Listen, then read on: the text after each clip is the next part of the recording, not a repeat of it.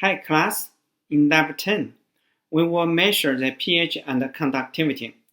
While you may not think that pH and conductivity are related, but after this lab, you will know that essentially pH and conductivity all measure the concentration of ion in solutions. Let's look at them individually. Aqueous solution is a solution formed by adding a chemical substance into water, and the substance is compatible with water or soluble in water. Before we look at the solution, let's look at the pure water.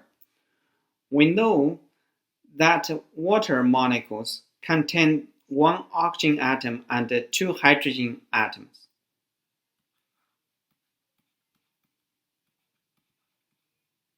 Where the hydrogen forms covalent bond with oxygen. However, according to the difference of electronegativity between hydrogen and oxygen, where the electronegativity of hydrogen is 2.5 and that of oxygen is 3.5. We know that the covalent bond between hydrogen and oxygen is not neutral, but a polar bond because the electron pair on this bond were more close to oxygen. So that oxygen atom will have a partial negative charge and a hydrogen atom will have a partial positive charge. For extreme circumstances, the hydrogen-oxygen bond is so polarized and becomes dissociated to proton cation and hydroxide. So like this case here, we can write them as here. So this bond is dissociated, so you have oxygen like this, here's a negative charge, and plus the proton, this positive charge. This is an equilibrium, so we can write them equilibrium like this, which is a thermodynamic term and varies depending on the temperature. The equilibrium constant for water at 25 degrees will be here, right? This one. At neutral water, once water molecule dissociates, it will generate one proton, and this one is a proton or hydrate proton, and one hydroxide. So the concentration of proton actually equal to the hydroxide concentration. And once we solve these equations, we can find out the proton concentration actually is equal to, so if we solve that, so let's allow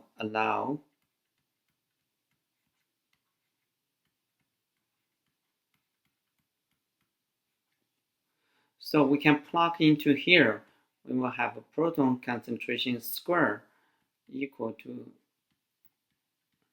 we take a square root, we know that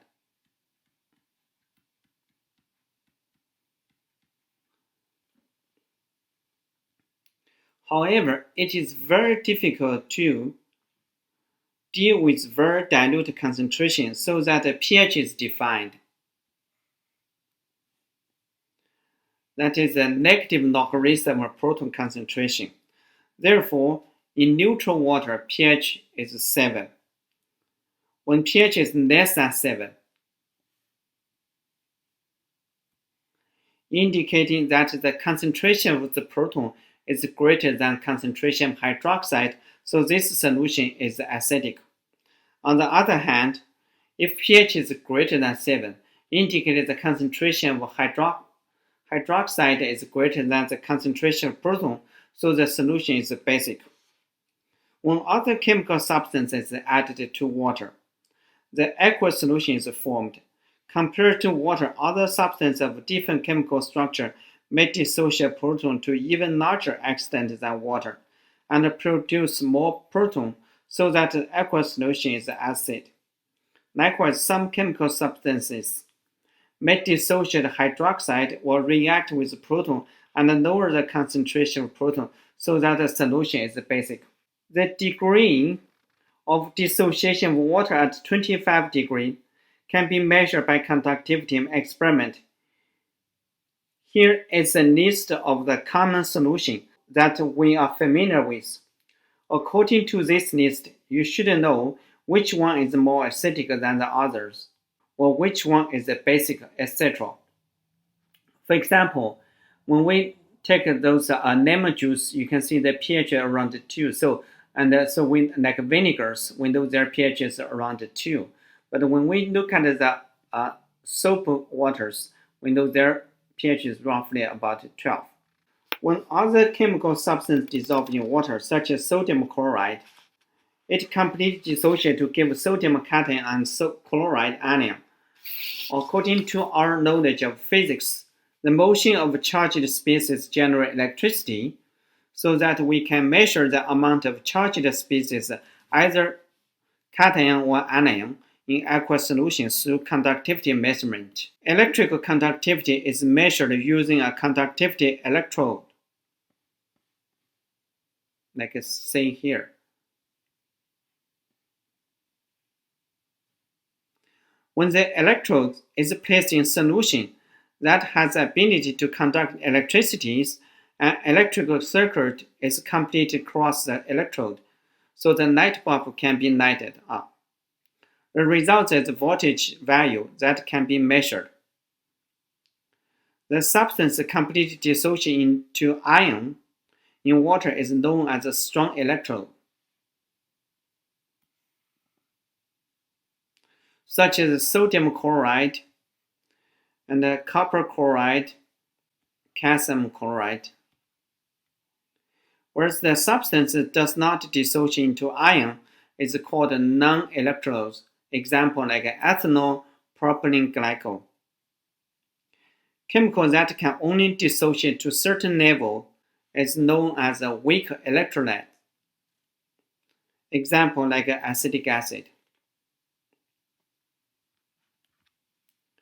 Again, strong electrolytes dissociate to produce a large number of ions, which result in high conductivity values. Weak electrolytes produce fewer ions in solution, which result in low conductivity, and non-electrolytes produce no ions when in solution and should result in low conductivity. For example, metal salts such as sodium chloride completely dissociate to its ions in water, so it is a strong electrolyte. Hydrochloric acid is a strong acid which completely dissociates to its ions in water, so it is also a strong electrolyte. In comparison, acetic acid is a weak acid which partially dissociates to its ion in water, so here should be an equilibrium. So it is a weaker electrolyte. Ethanol, although it is soluble in water, it does not dissociate into ions in water, therefore it is a non-electrolyte. Please remember that motion of both cation and anion can generate electricity, so that the concentration of both anion and cation will affect the overall conductivity. Therefore, the stoichiometry of compounds as well as the concentration of substances will impact the conductivity. The ion in solutions give its electrical properties. The moles of ion do not necessarily equal the mole concentration of the solution.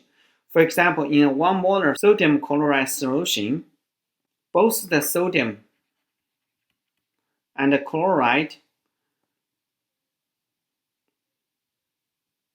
dissociate, creating 2 moles of ions in the solution. So even the concentration of sodium chloride is 1 molar, but the total ion concentration will be 2 molars. The same concentration of calcium chloride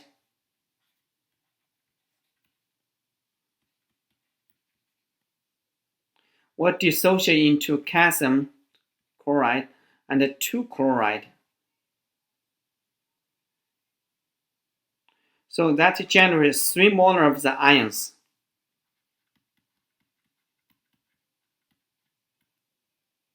For another examples, when we look at the silver nitrate and the ferric chloride, when silver nitrate dissociates, it gives us two ions, one silver cation, so one silver cation and one nitrate anion.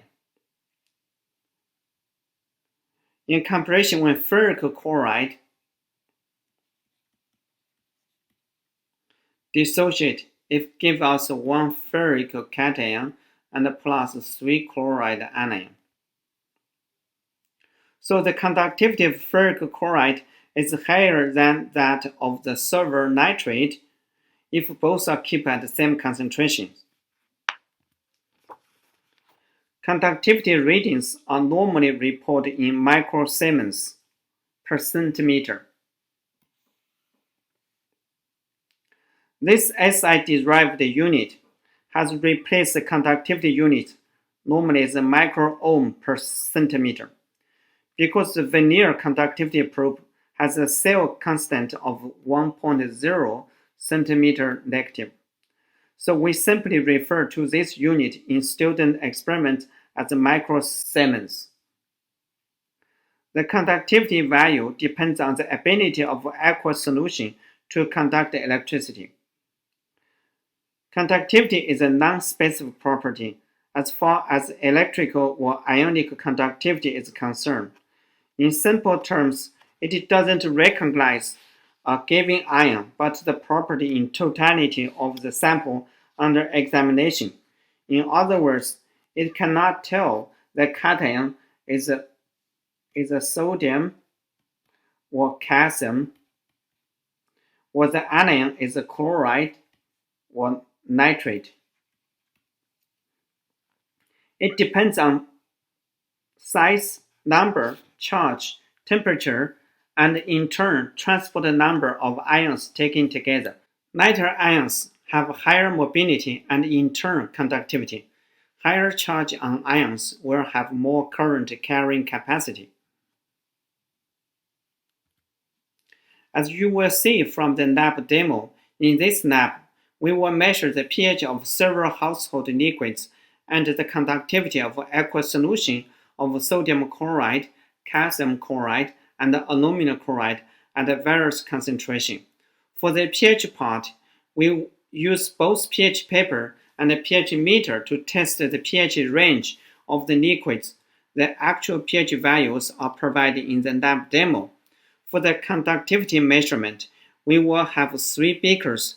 Each contains exactly 17 ml of water, and to each beaker, 80 microliter of sodium chloride, calcium chloride, and aluminum trichloride solution at 1 molar concentration will be added to the 3 beakers individually 10 times to obtain 11 experimental data, including the initial conductivity, as provided in the lab demo.